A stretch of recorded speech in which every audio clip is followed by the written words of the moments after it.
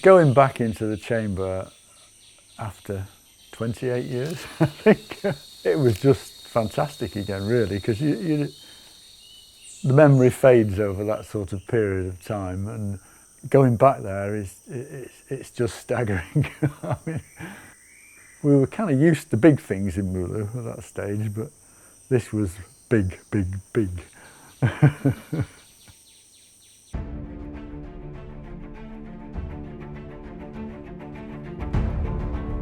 Mulu is a remarkably tiny area. The whole thing is no more than 20 kilometres long and 5 kilometres wide. Its reputation far exceeds its actual area or volume.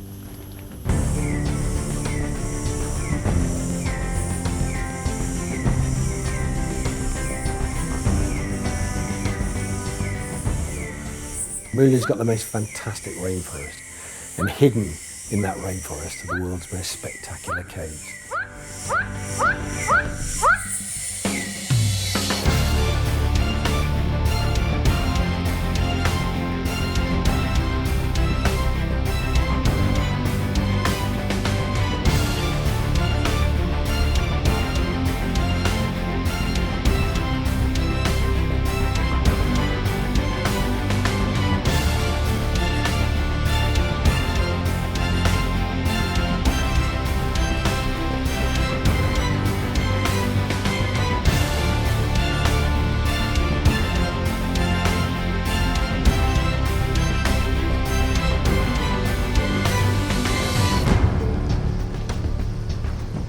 The park is there and is protected because the caves are so spectacular. There are very few places in the world that have caves like that.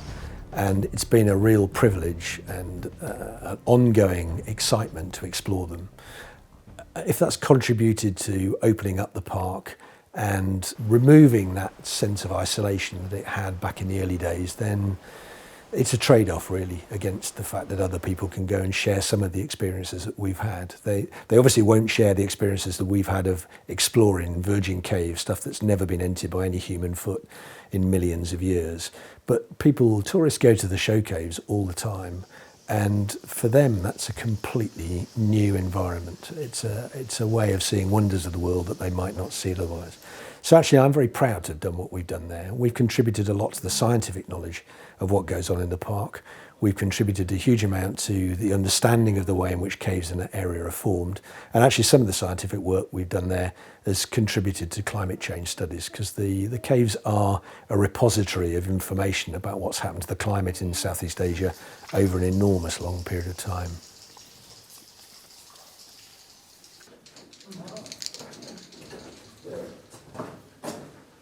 The caves combined with the forest and the wildlife and the bats makes it somewhere which is a must-see in the world.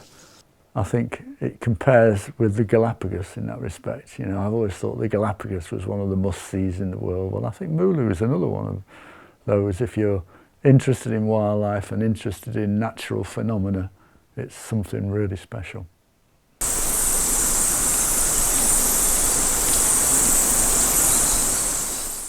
There are at least 12 species of bats in Deer Cave, which is pretty bizarre. I mean, you often find 2 or 3 species of bats in a cave, but in Deer Cave there are at least 12 species of bats, and one of those, the wrinkle-lipped bat, has a population of somewhere between 2.5 and 3.5 million. Most evenings, unless it's raining, the bats are hungry and they fly out of the cave to feed. But they don't feed in the immediate forest area, they feed around about 25 to 30 kilometres away from here. And so the bats come out of the cave, and quite often just outside the cave entrance are bat hawks waiting to eat the bats. And so the bats are a little bit timid, so they fly in a formation we call a donut, of between 5 to 6, sometimes 10,000 bats flying in a donut. And we think what they're doing is building up enough population density to figure, if we go now, my neighbour will get eaten, not me. Okay, so then one will break away and fly and the others will follow. And as they're flying in a donut shape, peel off and they continue to fly in that spiral. As they're moving out across the landscape, they're climbing, and they climb to around 3,000 metres and move out to their feeding grounds. And you can watch these ribbons of bats unfurling, and they'll change ends, but they'll still fly in the ribbon, and they'll change ends again. How and why, nobody knows. When they've been trapped in the cave for 2 or 3 nights by rain, and they're all getting hungry, you'll get 1 or 2 donuts form, and they'll fly off, and then all the bats say, to hell with it, and they just come out in one continuous cloud. And that is truly spectacular.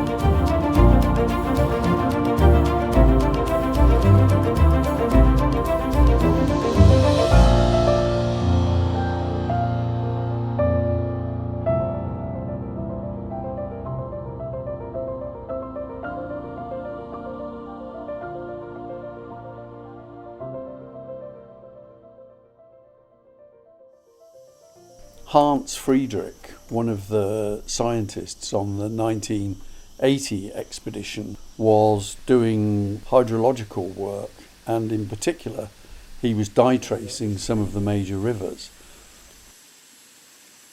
We were trying to find out where the water from Hidden Valley went to. So I actually went up to Hidden Valley with a guy in a big pot of fluorescein and tried to find out where that water went to. And basically what we found is it didn't come out into the cave, it went into the Mulu Paku, but we didn't know where. So I guess it was a week later or 2 weeks later, I can't remember exactly, and we went up there to have a look and poke around and see if there was a resurgence or a spring or anything that showed where the water might have come out. And lo and behold, when I actually walked around one of the corners, there was a cave passage, a high, narrow passage with a river coming out. By Mulu standards, it was fairly small. It was only sort of 10 metres wide and 30 metres high, which was comparatively small. We then got Sid, Peru, who had talked right from the start of the expedition about filming original exploration. So Sid was keen on us exploring this passage with him actually filming it. When Andy and Hans found the cave, they didn't explore it because they realised that to explore it safely they needed a boat. So they came back to camp, and that gave me a unique opportunity because it's very unusual to be able to film an exploration when it actually happens. And this suddenly was open to me. A new camp is established as a forward base for the exploration of the prophetically named Lubang Nasib Bagus, the cave of good luck. Wow, you can feel the wind now. Yeah, it's a good blast, isn't it? The water wasn't... The following morning, Hans and Andy, accompanied by the film crew, enter the cave for the first time. From the 100-foot-high entrance rift, the deep canal continues as far as the eye can see. Yeah, steady on.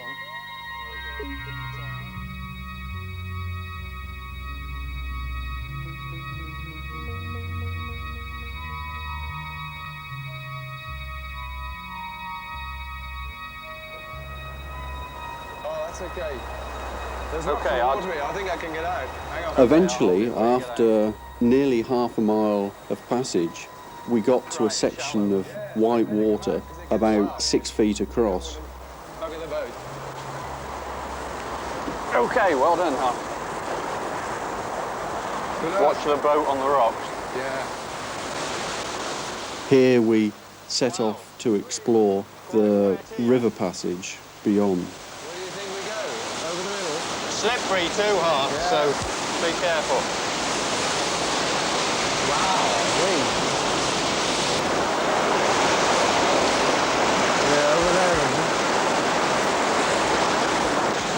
It was quite high flow conditions, and we had to negotiate our way upstream, hopping from boulder to boulder, frequently crossing backwards and forwards across the river. There's water coming in, that's interesting.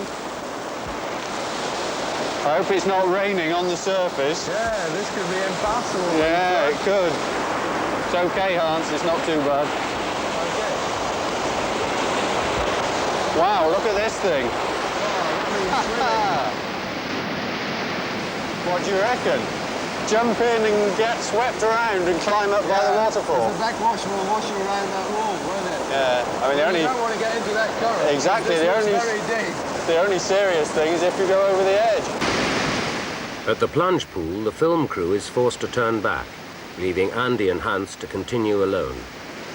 When the film crew had to turn back at the plunge pool, I was obviously a bit disappointed, but there was no way I could swim across the pool with the camera unprotected as it was.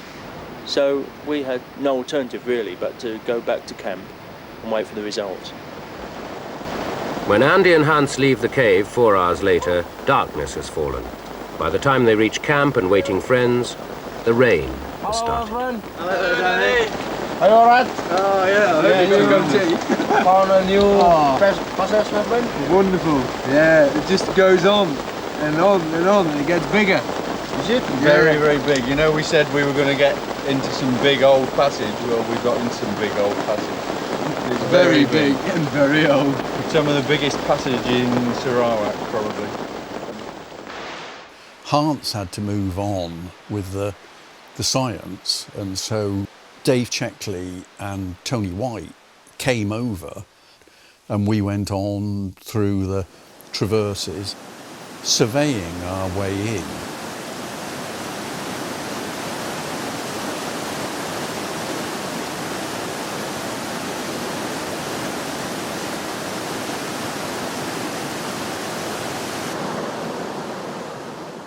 The entrance series is one of the most sporting bits of cave you could do, really, you know, because climbing along the walls and all that white water rushing around and swinging along past this big swirling pool full of water, climbing around that is just amazing. It's just great caving, the sort of thing that everybody dreams of finding, I think.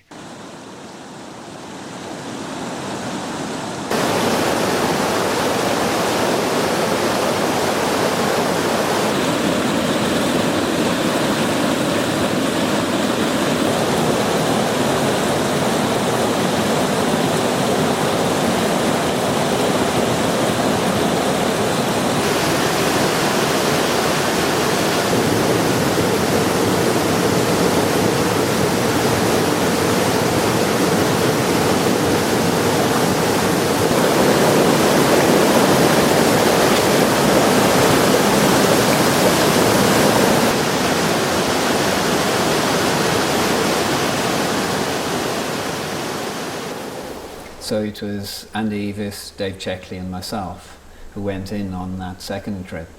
We explored beyond where Hans and Andy had got to. Now the passage was already mammoth, you know, it was a huge passage.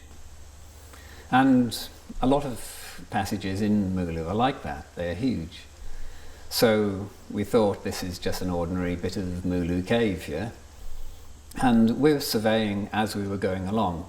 So it's a fairly slow process to make the survey, and we were gradually getting into something which was getting bigger and bigger until it was so big that we felt that we were surveying just in a mass of boulders. We couldn't see the roof, we couldn't see the walls.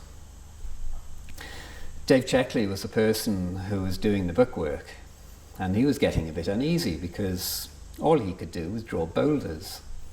Soon the left-hand wall was going out of sight, and then the right. We had to find a wall. And in fact, actually at that stage, I remember saying, come on, we've got to go to the wall, because I was drawing the notes and I had nothing to draw.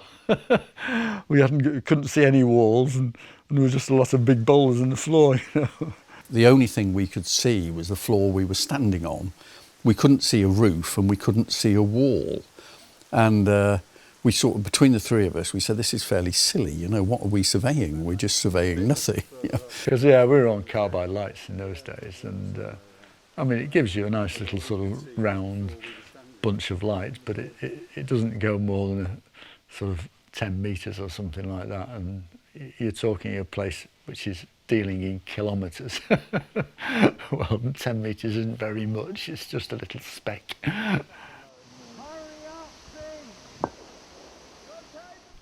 The experience for us is one of darkness and distant echoes, but pictures reveal a very different view of the chamber and the true scale of the place. I could hear my echo increasing and increasing and increasing in time as I got closer and closer, to a point where I remember shouting at the top of my voice, and I heard this first echo and then it disappeared for maybe 6 seconds, and then it came back at me after hitting the back wall of the chamber, like another equally as powerful echo of my voice. It was like, whoa, where the hell am I? This is huge. How are we going to light this thing? I mean, it was then when I stopped and tried to catch my breath, waiting for everybody else to catch me up, that I realised that we might have bitten off more than we can chew. When I first got into caving and cave photography, I was looking at the work by Jerry Wooldridge, and he had photographed Sarawak Chamber back in 1980, I think it was the end of 1980, the expedition back then. And I was just fascinated by the challenges of photographing such a huge void. So, having spoken to Jerry down in Birmingham, and obviously he shot all his photographs back in 1884 on film, and he was developing all his negatives and his slides in the field, in the jungle. He made like a little dark room by one of the cliffs, I think in Bennow, in the Melnow Gorge somewhere. 30 years down the road, we're using digital equipment, and we've got a laptop back at base, and you know, you just plug in your compact flash card and boom, it appears on the computer instantly. Not to mention on the back of the camera, whilst you're in the cave, of course Jerry didn't have all these luxuries where you could see the image whilst you're inside the cave, and any imperfections, you know, you can iron out. Jerry was basically taking a shot blind, because of course lights weren't as powerful as modern LED lights that we're using on our heads. The biggest challenge of taking that picture was the fact that we were concentrating on making a panoramic image of 5 images that all blended together to form one big overall view. I think it was a 280-degree view of the chamber. Where these images overlapped each other, there were 4 places where they overlapped. The light had to be evenly matched on the right-hand side of one, marrying up to the left-hand side of the other one, the next one. And using flash bulbs over a given space and time proved very, very difficult to actually get an even balance, so that the software and the computer would match the images up and blend it all together nicely.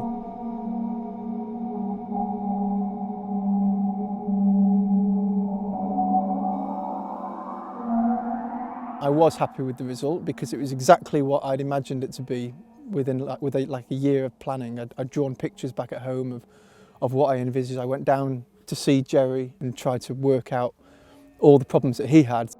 We're lucky that we've moved on with camera technology, but you're still working with the same amount of space, the same amount of void, the same amount of blackness, and we're still using flash bulbs, which Jerry was using back in 80.